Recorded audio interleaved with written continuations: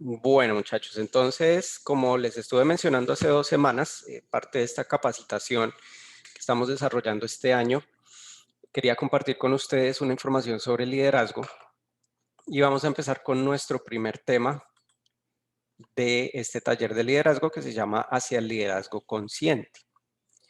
Entonces, en esta primera sesión nos vamos a familiarizar con el concepto de inteligencia emocional. ¿Por qué? Bueno, pues históricamente se le ha dado mayor relevancia al coeficiente intelectual que al coeficiente emocional.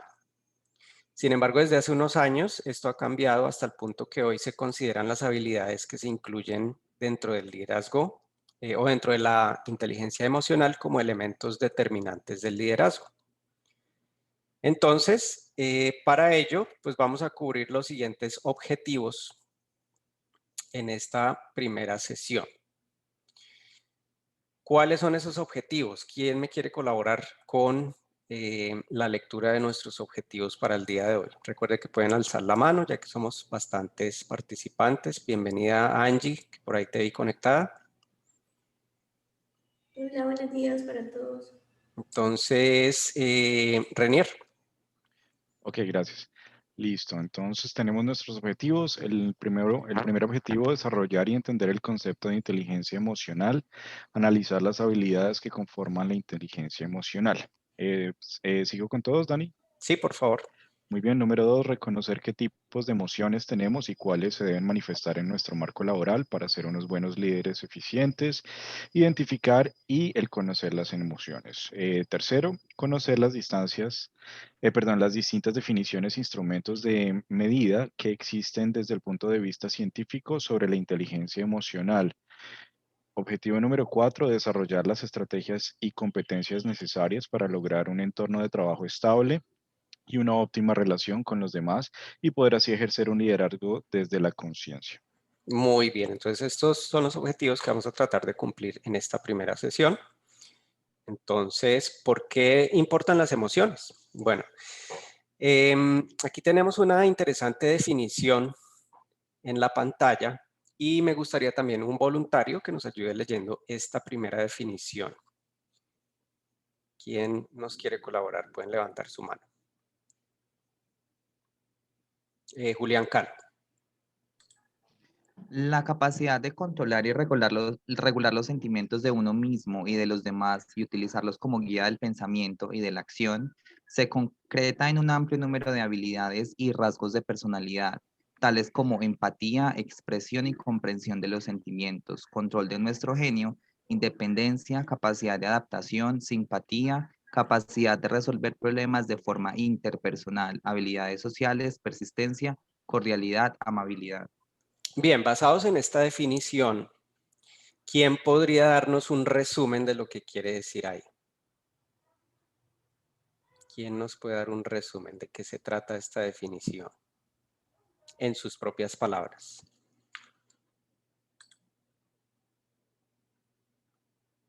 Brevemente. Bueno, en mi punto de vista, lo que caracteriza el liderazgo es saber, pues, lo que es el autocontrol y de esa manera controlar no, sino guiar a las personas que están a nuestro alrededor. Si no nos conocemos primero, si somos unas personas explosivas o que no sabemos escuchar, pues no vamos a poder liderar efectivamente un equipo. Muy bien, ¿alguien tiene algo más que agregar sobre esta definición? ¿Qué entendieron sobre esta primera definición por Peter Salovey?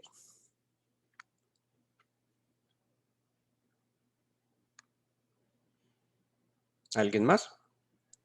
Pues por lo que leemos allí y lo que enfrentamos al día a día también, el tema de las emociones importan mucho, dependiendo de cómo las canalicemos, tanto las propias como las personas que trabajan con nosotros, pues se tienen resultados positivos o negativos.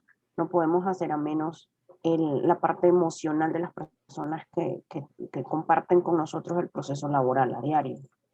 Gracias, Ela. Ahora, ¿qué tiene que ver la comprensión y control de los sentimientos y emociones con el liderazgo? ¿Qué creen ustedes? ¿Por qué estamos hablando hoy de emociones si el taller es sobre liderazgo? ¿Qué tiene que ver una cosa con la otra?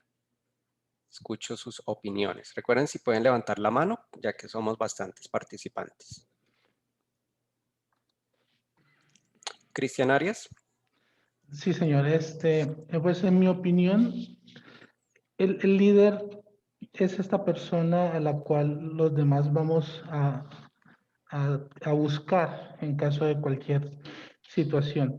El líder maneja pues personas y al manejar personas inevitablemente va a estar envuelto en sus emociones, en cómo se siente esa persona, si se paró bien, si se paró mal. Y todo eso afecta. Tal vez uno quiere de la mejor manera dar un mensaje y la otra persona pues toma ese mensaje no de la forma que fue intencionado. Entonces, por eso es muy importante trabajar con las emociones y no solo las de los demás. Primero hay que ser maestro de nuestras propias emociones para luego intentar entender a los demás. Excelente, Cristian. Entonces, por allá en 1983, Howard Gardner expuso en su famoso modelo de inteligencias múltiples 7 tipos de inteligencia, ¿no? Los cuales vemos reflejados en esta tabla. Entonces él identificó que no había una, sino diferentes tipos de inteligencia: la verbal, lógico-matemática, espacial, musical, kinestética, interpersonal e intrapersonal. Entonces en 1983 fue el año donde él publicó su libro de las inteligencias múltiples. Hasta ese momento se consideraba como inteligente aquella persona que tenía destreza y agilidad en matemáticas, lógica, números o expresión escrita. La parte emocional no se consideraba como elemento relevante ni determinante. Sin embargo, hoy en día sabemos de la importancia de un uso adecuado de nuestras emociones.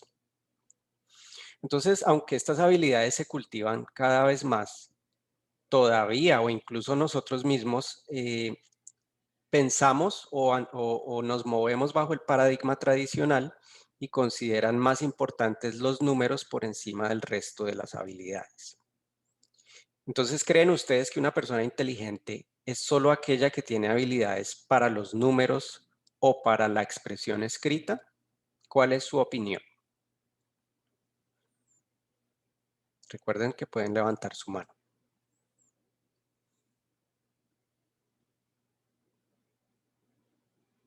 Tenemos a, no sé quién será Jamestown English Center, pero puede levantarla, puede comentar.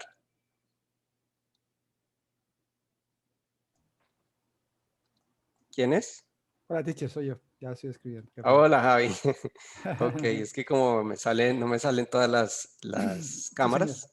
Cuéntanos, Javier, buenos días. Buenos días a todos. Sí, teacher, no, pues eso es un temita muy, muy importante, sí es cierto. Antes, la verdad, se creía que la matemática lo era todo, ¿sí? Las ciencias aplicadas, pero realmente es un complemento de todo, ¿no? Realmente puede ser muy buen matemático, pero si no sabes, si no tienes una muy buena comunicación o si no tienes muy buen entendimiento de, de las personas que te rodean, pues muy difícilmente vas a lograr llevar o lograr interactuar todos esos conocimientos para aplicarlos, ¿no? Es lo que pienso. Excelente. ¿Alguien más quiere comentar al respecto?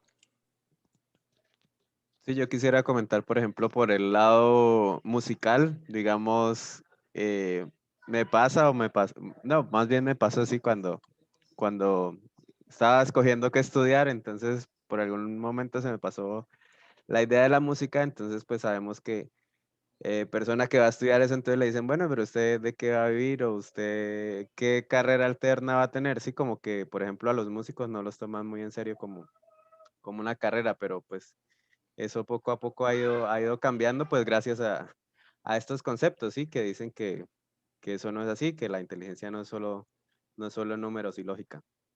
Excelente, gracias por sus aportes. Entonces, ¿qué es la inteligencia emocional?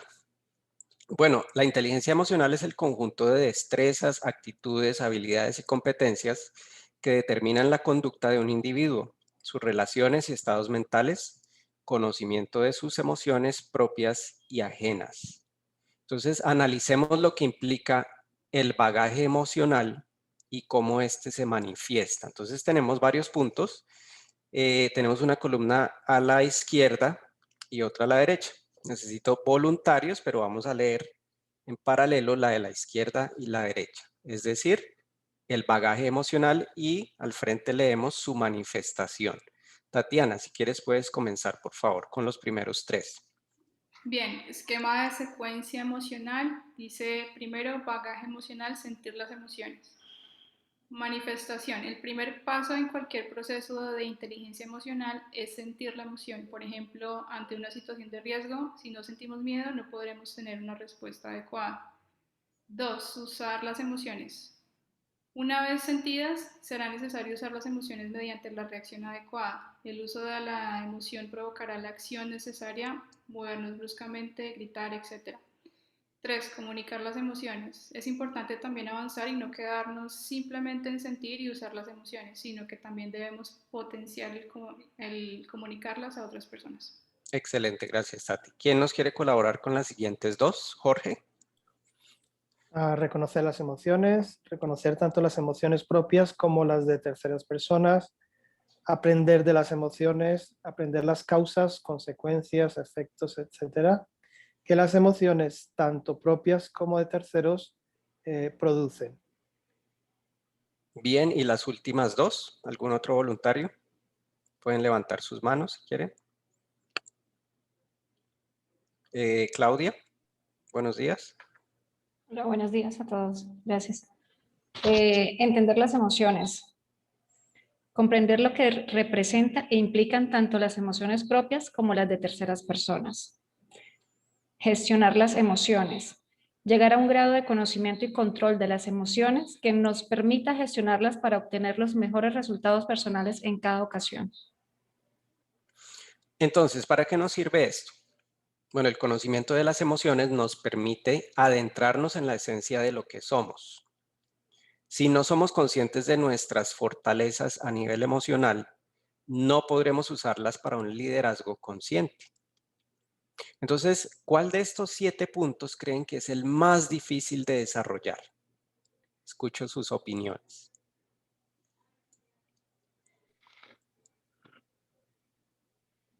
Tati.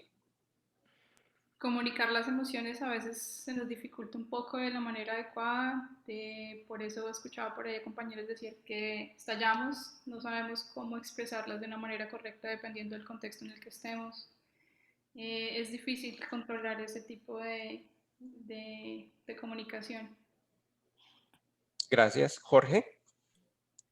Sí, para mí de pronto dos puntos importantes: reconocer las emociones, porque a veces o no reconocemos las propias o no sabemos reconocer las de los demás, y después, habiéndolas reconocido y sabiendo cuáles son, pues gestionarlas, ¿no? Porque una cosa es conocer cómo somos y otra cosa es manejarla de manera propositiva, y a veces pues yo soy así y el que me quiera me tiene que aguantar, ¿no? Entonces a veces esa gestión de emociones es un poco complicado. Muchas gracias. Y un comentario más, Julián. Sí, Daniel, yo diría que sentir las emociones, porque pues uno diría, sí, yo siento las emociones, pero no lo sentimos de una manera consciente. Entonces siempre tratamos de buscar alguna situación como para tapar esta emoción que estoy sintiendo, pero no lo estoy sintiendo de verdad. Excelente. Entonces, basados en este cuadro, perdón, y basados en lo que propuso Gardner, entonces muchos autores empezaron a desarrollar el concepto de inteligencia emocional. Entonces, de ahí surge este modelo de las 4 fases. ¿En qué consiste este modelo? Bueno, el primer punto es desarrollar la percepción emocional. ¿En qué consiste? Consiste en identificar nuestros estados anímicos, lo que mencionaba Julián. Saber cómo nos sentimos desde que nos levantamos y hacer un chequeo de cómo es nuestro bagaje emocional cuando nos acostamos. Note las preguntas propuestas. ¿Estamos felices? ¿Nos invade la tristeza o la ira? Solo siendo conscientes de nuestras emociones podremos hacer uso inteligente de ellas. Si no sabemos cuál es nuestro diálogo emocional, seremos fruto de secuestros emocionales. Ese es un concepto bien interesante. O lo que es lo mismo, viviremos en la espiral de la ira o del enfado. ¿Ok? Entonces, ¿cuál es el segundo punto? Usar las emociones. Hay que responder a la pregunta: ¿estoy haciendo un uso correcto de las emociones? Solo podemos hacer un uso adecuado si somos conscientes de las emociones que sentimos, tal y como lo vimos en el punto anterior. Nuestro tercer punto de este modelo es entender las emociones. Respondamos las preguntas. ¿Comprendo por qué siento lo que siento? ¿Entiendo el proceso que me lleva a experimentar la emoción concreta que estoy vivenciando en este momento? En ocasiones, por ejemplo, sentimos tristeza, pero no sabemos por qué. Se trata entonces de conceptualizar la emoción y encontrar respuestas a las preguntas. Y el último es gestionar nuestras emociones. Entonces, cuando identifico la emoción, estoy haciendo un uso consciente de ella porque la he sabido contextualizar. Tengo la oportunidad de regularme y saber integrar las emociones más adecuadas para el contexto concreto en el que me encuentro. Para darles un ejemplo de este último punto. Supongamos que identifico que estoy enfadado y sé que estoy enfadado porque hay un problema en la oficina y pasó algo que yo no quería que ocurriera. De pronto porque yo no he sabido poner prioridades, que es algo que nos pasa a todos como líderes. Entonces, en ese momento tengo la oportunidad de bajar el grado de enfado o incluso minimizarlo si en ese momento empiezo a distinguir lo que es relevante de lo que no es. Recordemos que solo debemos enfocarnos en lo que es importante y podemos controlar. ¿En cuál de estas fases me encuentro yo? Quisiera que las analicen un segundo y si quieren compartir puedan hacerlo levantando la mano. ¿En cuál de estas fases se encuentra?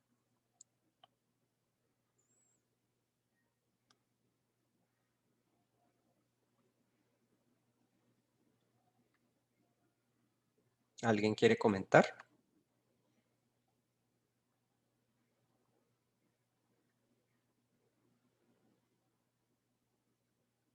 Bien, de todas formas podemos dejarlo como un análisis personal, unas preguntas bien interesantes para que hagamos un autoanálisis de dónde nos encontramos.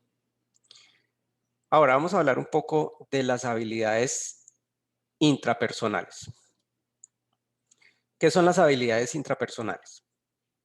Bueno, las habilidades intrapersonales tienen que ver con el conocimiento de uno mismo.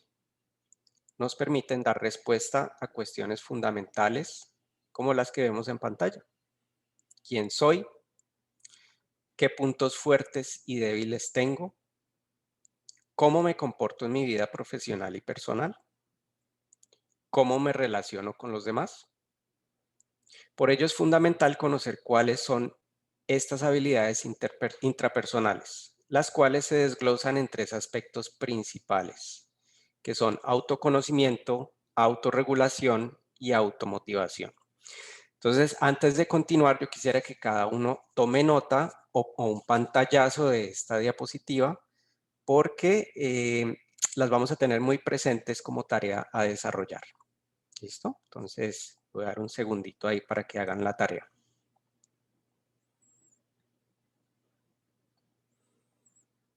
Bien, analicemos entonces un poco las tres últimas opciones que salen en la diapositiva. ¿Qué es autoconocimiento? ¿Qué entienden ustedes por autoconocimiento? Escucho sus definiciones. Pueden levantar la mano.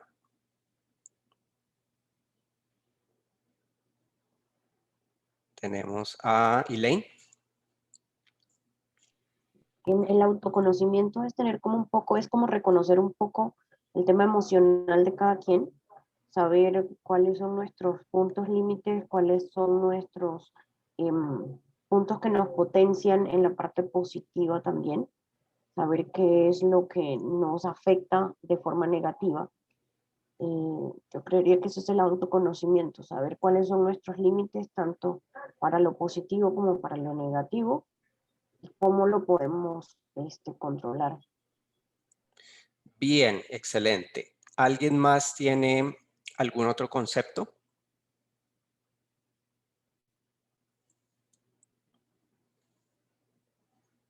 Pueden levantar sus manos.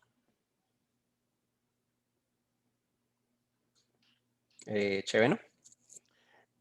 Pienso que es el famoso saber quién es uno, o sea, quién soy yo, qué propósito tengo yo en la vida, bueno, para qué sirvo, cómo puedo ayudar, cómo me relaciono con los demás, qué es lo bueno de mí, qué es lo malo. O sea, es tener ese concepto, ese conocimiento holístico de uno mismo. Gracias, Chevy. Bueno, el autoconocimiento en sí, según lo mencionan ustedes, es o consiste en dar una versión realista sobre uno mismo. Saber y detectar cuáles son nuestros puntos fuertes y también nuestras áreas de mejora. A veces este proceso reflexivo es muy complejo. ¿Por qué? Porque es mucho más fácil analizar a los demás que a uno mismo, ¿cierto? Sin embargo, si uno responde a las preguntas ¿qué hace? ¿Cómo lo hace? ¿Y qué resultados obtiene de sus acciones? Y lo analiza en profundidad, podrá encontrar respuestas a estos interrogantes. Entonces, al igual que las empresas, organizaciones grandes realizan unas matrices que se llaman DOFA, uno mismo debería ser un DOFA personal. ¿Quién me quiere colaborar con la definición de lo que es un DOFA? Debilidades, Sí, oportunidades, fortalezas y Amenazas. muy bien, excelente.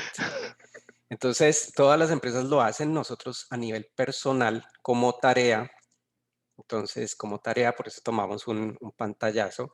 Quiero que cada uno haga un DOFA personal para su autoanálisis. ¿Okay?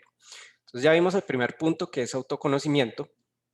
Ahora vamos a ver el segundo, que es autorregulación, autorregulación o control de sí mismo. ¿Qué es autorregulación? Bueno, es la capacidad de reajustarse emocionalmente y no ser fruto de un secuestro emocional. Por ejemplo, si estoy en una situación de tensión por un problema, es fácil que la ira se apodere de mí.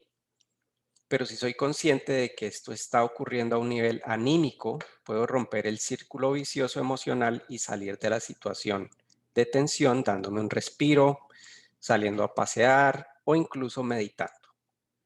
Entonces, de nuevo, distinguir lo que es realmente importante y relevante es fundamental para autorregularse. Recuerden que solo debemos enfocarnos en lo que podemos controlar. Poder autorregularnos nos permite adoptar la mejor respuesta al entorno sin ser fruto de secuestros emocionales. Ahora la pregunta ¿es fácil la autorregulación? ¿Qué opinan? Escucho sus comentarios. Jorge. Es muy complicado y sobre todo cuando venimos de sociedades como las nuestras o en entornos laborales como los nuestros, lo vemos con los compañeros, lo vemos con los docentes. Estamos acostumbrados a que nos regulen, a que nos den unas directrices, a que nos digan siempre qué hacer. Nosotros de pronto como coordinadores y líderes, pues tenemos cierto margen de maniobra para liderar, pero generalmente estamos muy pendientes de qué podemos y qué no podemos hacer y qué directrices nos dan. Entonces, cuando tenemos que hacer esa autorregulación, pues es un poco complicado porque no sabemos generalmente cómo hacerlo, no sabemos, no se nos ha enseñado, no tenemos esa costumbre y ese entrenamiento para hacer esa autorregulación. Excelente. Julián, ¿tenías algo más que agregar? Sí, yo iba a mencionar que, bueno, el autoconocimiento es difícil, pero pienso que la autorregulación es mucho más complicada. Sí se puede y hay diferentes técnicas para lograrlo, pero sí es complicado. Además, es importante entender que la forma en que yo me autorregulo es diferente a la de otra persona y todas están igual de bien. Entonces también hay que entender un poco eso. Excelente. Entonces vamos a analizar el tercer punto, que es la automotivación. ¿Qué es? Bueno, es la habilidad para estar en un estado de ánimo de continua mejora, de continua realización interior. Dar sentido a lo que es nuestra vida y nuestro trabajo y dar lo mejor de nosotros mismos a los demás. Esto nos lleva a renovar ilusiones. Es importante en esta variable de automotivarnos buscar el propósito vital. ¿Cuál es la realización personal? Pero siendo coherentes con nuestro sentir y nuestro proyecto de vida. Entonces, se sabe que nuestra autoestima es adecuada cuando creemos en nosotros mismos, somos conscientes de nuestros comportamientos y acciones, no nos afectan los juicios de los demás, aceptamos la crítica, no siempre es fácil aceptar la crítica, somos asertivos y mostramos nuestro desacuerdo si alguna situación no nos parece adecuada y manifestamos nuestras emociones u opiniones con libertad. Entonces, ¿cómo podemos mejorar ese autoconcepto que va ligado a la automotivación? ¿Quién me quiere colaborar leyendo estos puntos de esta diapositiva? ¿Algún voluntario?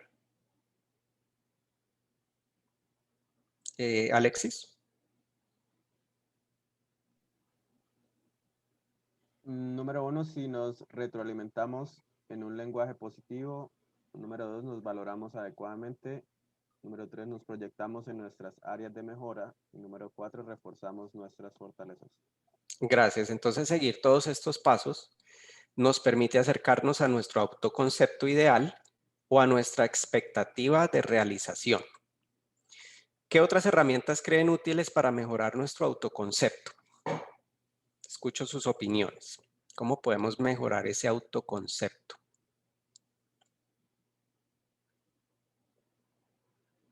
Tati. Yo creería que teniendo metas claras, saber hacia dónde queremos ir y para dónde y para qué, un propósito, podríamos estar motivándonos a diario para poder lograr ese objetivo. Excelente. Quiero compartir con ustedes, hay un ejercicio que se llama el 5-a-1.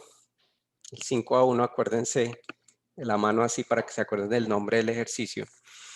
Y tiene que ver con ver 5 cosas positivas por cada oportunidad de mejora.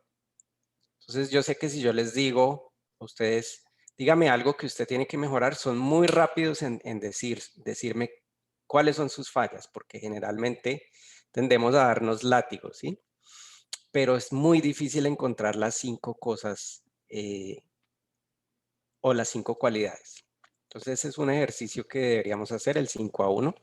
Por cada cosa que tenemos que mejorar, encontrar 5 cualidades que nos identifican como persona. Bien, entonces vamos a hablar un poco sobre, sigamos hablando sobre las habilidades intrapersonales y el autoconcepto. Entonces, el autoconocimiento fomenta nuestro cambio individual. Algunas personas se aferran a la imposibilidad de cambio porque creen que esto no es posible. Por ello es importante saber que nuestra forma de ser influye en los siguientes aspectos.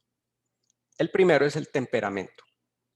Y ese lo lamento, pero no se puede cambiar. El carácter es la suma del temperamento y de todos los hábitos que vamos adquiriendo durante la vida. Pero el tercero, que es la personalidad, es la suma de nuestro carácter más todos los principios y valores que vamos adquiriendo.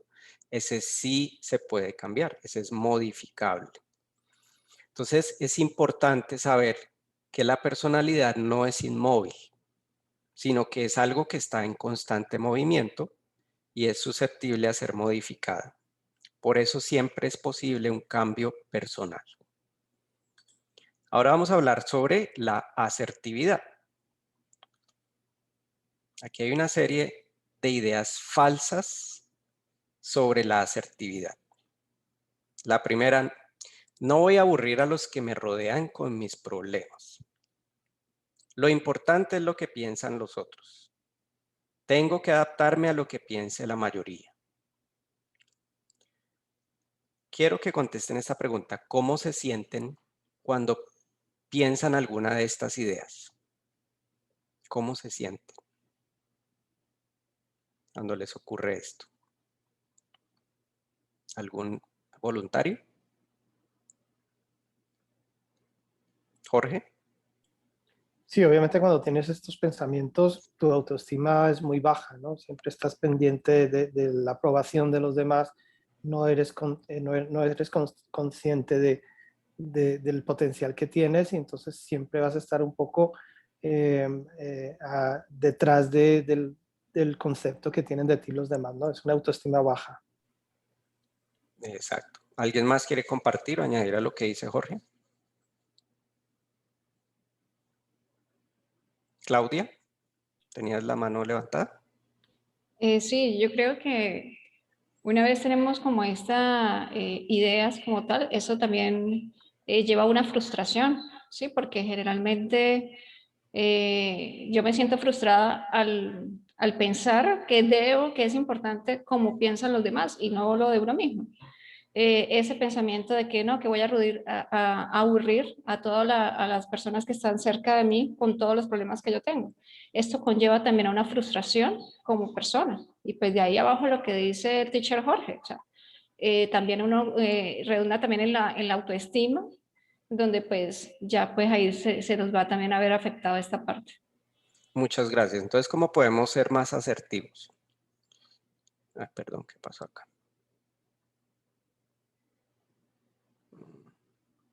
Un segundo, por favor. Voy a ver qué pasó con la diapositiva.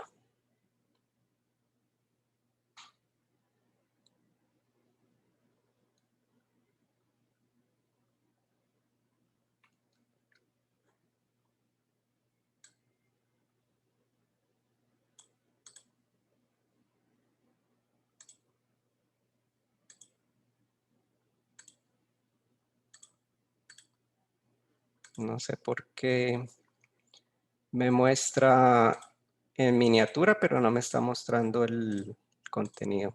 Un segundo, por favor.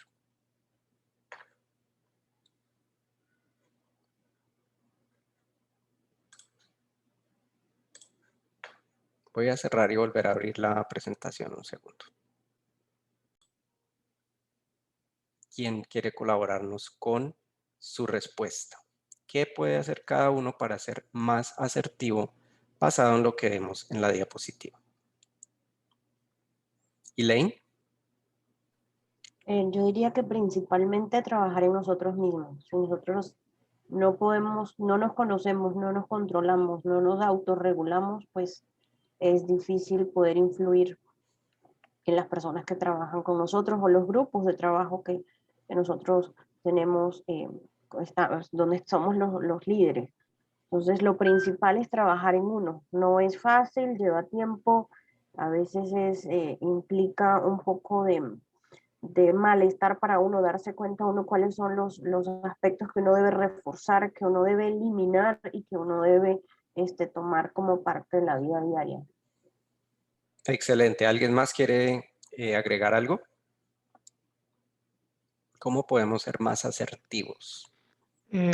Personalmente, yo pienso que para ser más asertivos tendríamos que, en palabras más simples, disfrutar el momento, analizarlo, saber qué está sucediendo. Emociones buenas, o bueno, emociones positivas o negativas, cualquier tipo de emoción, tengo que yo disfrutar, o sea, tomarme mi tiempo y analizar qué está sucediendo conmigo. Si es bueno o es malo, pues eso soy yo y debo aprender a conocerme de esa manera, aceptarme con lo que yo piense que sean mis fortalezas y mis debilidades. Excelente. Muy bien, muchachos, vamos a pasar al siguiente tema, que es habilidades de comunicación. Bueno, podemos definir la comunicación como el acto de transmisión entre dos o más personas. ¿Okay? Tenemos, eso lo hemos visto desde hace muchos años, tenemos un emisor, un receptor y un mensaje. El mensaje pues se transmite sea por un medio oral, escrito, digital. ¿Okay? Entonces, ¿con qué objetivo? Pues con el objetivo de que la otra parte se informe, influencie o motive. ¿Okay? Entonces, normalmente la persona que recibe un mensaje contesta y ahí pues se produce algo que conocemos como diálogo. Aquí en este cuadro tenemos todo el proceso de comunicación y observamos que se da pues de esta manera. ¿Por qué vamos a hablar de este tema? Bueno, siempre para nadie es un secreto que una de las cosas en las que tenemos que trabajar como líderes es la comunicación y enviar un mensaje efectivo. Entonces tenemos aquí varios puntos que hay que siempre considerar a la hora de enviar un mensaje. ¿Quién lo dice? ¿Qué dice? ¿Por qué lo dice? ¿A quién se lo está dirigiendo? ¿Y con qué objetivo? Y eso es bien importante en todo aspecto. A veces enviamos correos que si los releemos nos damos cuenta que no estamos cumpliendo con los objetivos que menciona esta tabla. Vamos a analizar un poco más a fondo lo que tiene que ver con la bilateralidad de la comunicación. ¿Qué tenemos que o qué debemos tener en cuenta? 3 aspectos. Nuestro lenguaje corporal, nuestro lenguaje paraverbal y nuestro lenguaje verbal. Todos estos lenguajes engloban lo que se denomina elementos conductuales de la comunicación y vamos a verlos más en detalle. Entonces, el primero es el lenguaje corporal. El impacto de comunicación es la variable que más fuerza tiene. Lo que denominamos primeras impresiones generan en nosotros un pozo a nivel subconsciente que tiene mucha fuerza. Entonces, ¿qué variables debemos tener en cuenta para evaluar los componentes corporales de alguien? ¿Quién me puede colaborar con la lectura? Expresión de la cara. Es uno de los componentes no verbales que más delatan las emociones que sentimos. Alegría, tristeza, ira, miedo, sorpresa, que se exteriorizan a través de partes diferenciadas de nuestra cara. La región frontal, las cejas, los ojos y los párpados, y la boca y la parte inferior de la cara.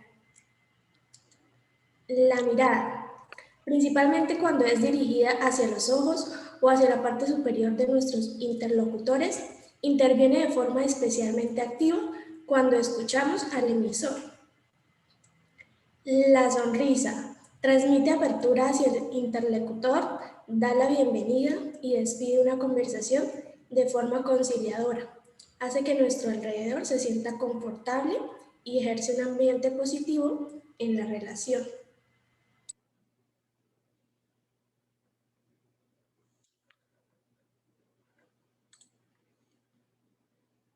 ¿Sigue? ¿Sigo? Sí. Perdón. Postura. Refleja la actitud y la forma en que una persona se relaciona con los demás a través de sus posturas corporales y de sus brazos, piernas, cómo caminamos, nos sentamos o estamos de pie, denota cierta información. Existen 2 grandes grupos. Acercamiento, retirada. El primero muestra interés y el segundo distancia. Expansión o contracción. La excesiva expansión muestra actitud de poco respeto, de desprecio o arrogancia, y la contracción muestra abatimiento, depresión. Muy bien, entonces mire todos los aspectos que hay que tener conscientes sobre nuestro lenguaje corporal. Hay otros más, sigamos analizándolos en esta diapositiva. Lenguaje corporal, ¿quién más me quiere colaborar con esta información? Orientación. Hace referencia a la posición en que nos encontramos frente a nuestro interlocutor. Si estamos de frente, se propicia mayor interactividad. Si es lateral, al contrario. Distancia. Resalta nuestro tipo de relación con los demás. Debe tenerse en cuenta que puede variar respecto a la diversidad de culturas. Gestos. Apoyan nuestro discurso y reflejan nuestro estado de ánimo.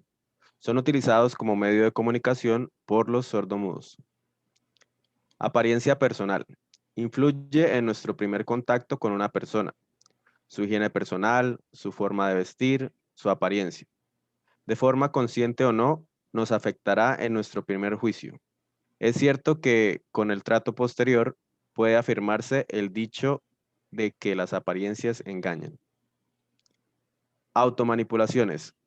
Arreglarnos las mangas de la camisa, recolocar el nudo de la corbata, rascarnos la cabeza. Representan cierto estado de nervios y preocupación. Son movimientos muchas veces inconscientes que reflejan cierta información sobre el que lo realiza. Movimientos nerviosos. Son movimientos rítmicos y repetitivos que denotan ansiedad, nervios y ganas de finalizar la conversación. Los más comunes son los movimientos repetitivos de las piernas, los dedos golpeando una superficie, el frotarnos las manos. Muy bien, muchas gracias. Ahora, ¿cuál de estos aspectos que vimos consideran desde su punto de vista que tiene más impacto cuando alguien les está hablando? Estamos hablando del lenguaje corporal. ¿Cuál tiene más impacto desde su punto de vista? Bueno, para mí el tema de la mirada, cuando alguien se está, pues cuando la comunicación es física, es súper importante mirar a la persona, porque pues eso le demuestra que realmente nos importa lo que esa persona nos quiere informar. Entonces, para mí el tema de la mirada. Excelente. ¿Alguien más quiere compartir? Teacher, ahorita precisamente que estamos en esta situación, hay una particularidad, ¿no? Que precisamente por eso nosotros de pronto en nuestro grupo lo exigimos, ¿no? Que es lo de la cámara. Sí, simplemente uno con ver a una persona, uno se da cuenta si, por ejemplo, en ese caso, si la persona está recibiendo asertivamente pues la información, está motivada, está con pereza, qué está haciendo, simplemente como decía Angie en la lectura, ¿no? Simplemente con que mueva la ceja, con que esté haciendo el rostro así de diferente, uno se da cuenta si la persona realmente está captando el mensaje y la información está siendo transmitida correctamente. Excelente. Bien. Ahora el siguiente es lenguaje paraverbal. ¿Qué es? Bueno, son aquellos que no alteran el contenido del mensaje, las palabras, es decir, las palabras, pero pueden llegar a modificar el significado. Por ejemplo, si una persona le decimos venga en cierto tono de voz, puede significar que le damos nuestro apoyo y le animamos, pero si lo decimos alzando la voz, puede parecer que le estamos riñendo. La palabra es la misma, pero el mensaje percibido por el receptor se modifica del todo. Entonces, eso nos ha pasado en muchas situaciones. La misma palabra, diferente tono de voz, significan cosas diferentes. ¿Cuáles son los componentes paraverbales más significativos? ¿Quién me quiere colaborar con esta lista? Volumen de voz. Nos ayuda a expresar emociones, a resaltar parte de un discurso, a romper la monotonía en una conferencia para atraer la atención del oyente o hacer llegar el mensaje a personas que se encuentran a cierta distancia de nosotros. Tono. En función de las subidas o bajadas del volumen de nuestras palabras, el discurso será más inteligible o llevadero. Nos referimos a la entonación, a una exclamación o a la formulación de una pregunta, por ejemplo. Timbre. Es el sonido de la voz de una persona, el cual dependerá de la cavidad oral de cada individuo. Fluidez.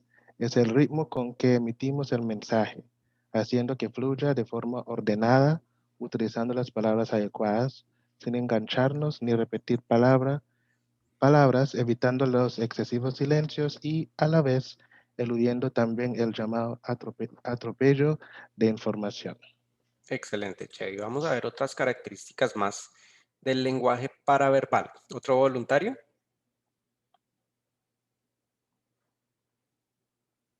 Jorge. Velocidad nos da mayor credibilidad en nuestro mensaje, siempre que sea la adecuada. Si somos lentos, corremos el riesgo de aburrir y de transmitir que emocionalmente estamos apesadumbrados, tristes. Si somos excesivamente rápidos, puede que nuestro mensaje no se entienda por contener tanta información o que nuestro interlocutor se pierda y por tanto desconecte de nuestro mensaje. Claridad. Para transmitir un mensaje nítido, la vocalización y la pronunciación serán elementos determinantes. Tiempo de habla.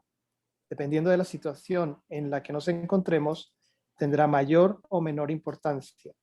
En un speech tenemos un tiempo concreto y somos los ponentes. En una conversación con más personas debemos participar todos, pero sin llegar a monopolizar la conversación, pues corremos el riesgo de aburrir. Silencios y pausas, relativos al tiempo que transcurre cuando respondemos o iniciamos una conversación. Si respondemos a una pregunta cuando nuestro interlocutor aún no ha finalizado su turno de palabra, pareceremos nerviosos, ansiosos, y si por el contrario esperamos demasiado tiempo, puede denotar aburrimiento o poco interés. Bien, ¿cuál de estas tiene un mayor impacto en el mensaje que recibimos? Estamos hablando ahora del lenguaje paraverbal.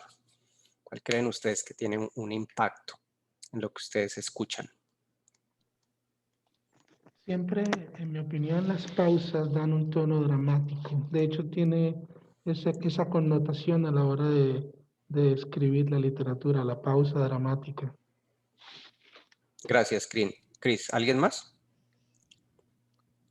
Pues Daniel, el tono, diría yo, porque pues hoy en día tenemos mucha comunicación escrita y a veces pues un tanto informal por WhatsApp, entonces a veces es un poco complicado ponerle tono a las cosas. Entonces a veces es mejor casi que uno decir, no, bueno, no le voy a poner ningún tono, sino esperar a ver qué sigue fluyendo en la conversación o de pronto pues a mí me pasa mucho que prefiero llamar a la persona. Sí, si veo que de pronto se está perdiendo el mensaje en cualquiera de las dos vías, yo de una vez llamo.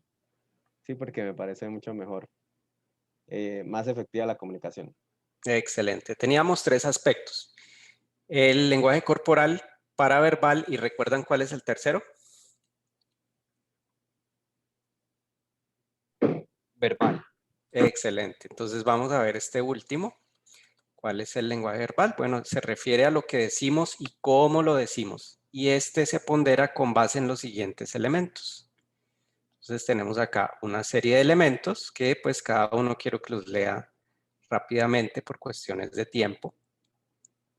Vamos a dejar unos segundos para que los analice, pero entre ellos pues tenemos el contenido, humor, atención personal, preguntas y obviamente respuestas a las preguntas. Entonces, interesante que igual les voy a mandar la información para que la tengan disponible, pero vamos a hacer entonces un resumen de lo visto hoy. Entonces, tan importante como la inteligencia tradicional, que era basada en coeficiente intelectual, matemáticas, es la inteligencia emocional para el desarrollo exitoso tanto personal como profesional. Recordemos que fue Gardner quien con su modelo reconoció otras capacidades humanas, el mismo valor que tradicionalmente se había concedido exclusivamente a las verbales y matemáticas. Hemos visto que el concepto de inteligencia emocional engloba los siguientes factores: habilidades intrapersonales, como lo son el autoconocimiento, la autorregulación y la automotivación, y las habilidades interpersonales, entre ellas habilidades sociales y asertividad. Entonces, vamos a hacer una autoevaluación. Siempre con la capacitación de los coordinadores hacemos un exit slip, donde cada uno quiero que me diga cómo se siente hoy. ¿Aún no entiendo esto? Creo que lo entiendo, pero no lo puedo explicar a alguien más, o lo entiendo y lo puedo explicar a un amigo. Escucho sus comentarios. ¿Cómo se sienten con el tema de hoy?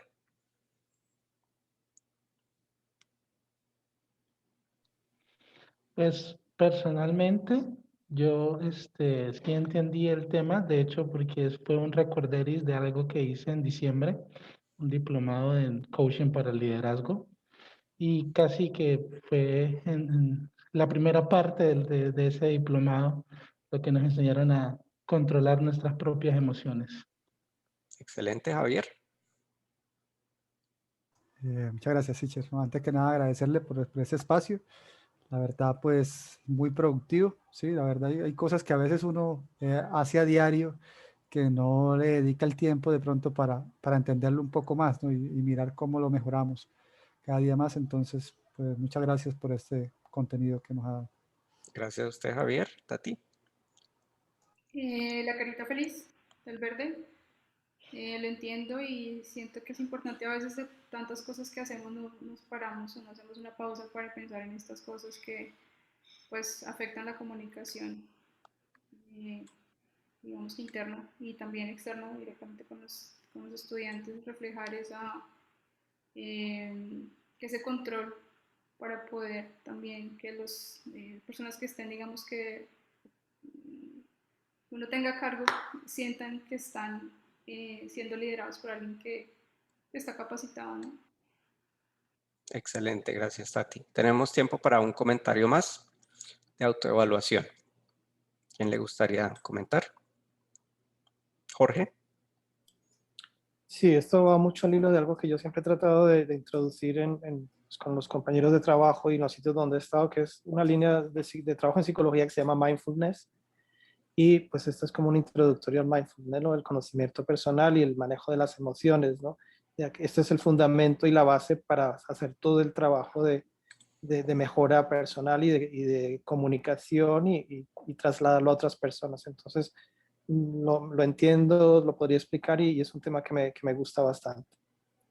Excelente, les agradezco muchas gracias, les agradezco mucho a todos por su tiempo.